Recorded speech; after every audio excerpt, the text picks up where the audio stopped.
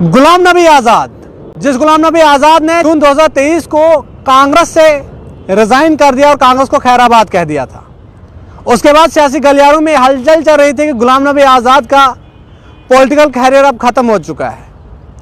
और लोग तरह तरह के सवाल उठा रहे थे कि आखिर गुलाम नबी आज़ाद ने ऐसा फैसला क्यों किया। उसके बाद मैं आपको बता दूं कि गुलाम नबी आज़ाद ने जम्मू कश्मीर में आकर अपनी एक पार्टी बनाई, जिस पार्टी का नाम आज फिलहाल डेमोक्रेटिक प्रोग्रेसिव आज़ाद पार्टी है। लेकिन आपको बता दूं कि गुलाम नबी आज़ाद इन दिनों लगातार जम्मू कश्मीर के अलग अलग जिलों में जलसे कर रहे हैं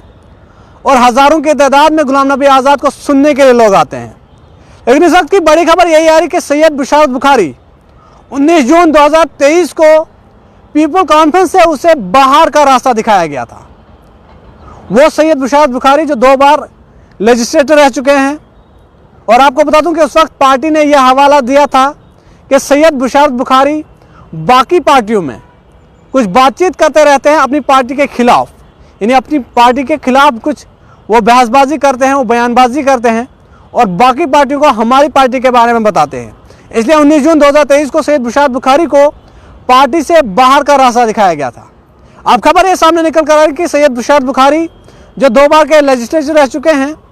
वो अब अगले हफ्ते गुलाम नबी आज़ाद साहब की पार्टी DPAP को ज्वाइन कर सकते हैं। आपको बता दूं कि गुलाम नबी आज़ाद साहब जम्मू कश्मीर में इन दिनों अवामी रैलियों से खिताब करने में मशगूल हैं।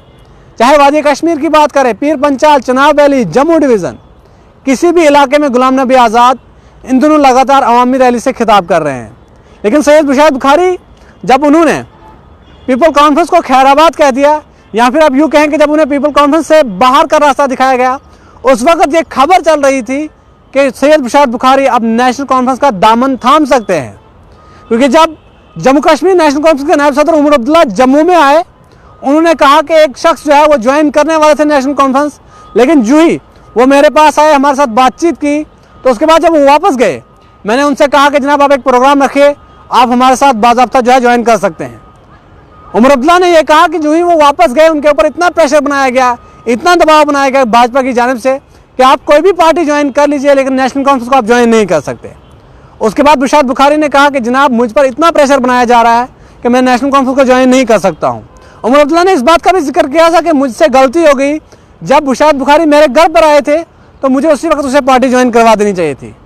लेकिन अब खबर ये आ रही है कि बुशारत बुखारी जो है अब गुलाम नबी आज़ाद साहब की पार्टी को अगले हफ्ते ज्वाइन करने वाले हैं। और ये भी खबर सामने निकल कर आ रही है कि नॉर्थ कश्मीर से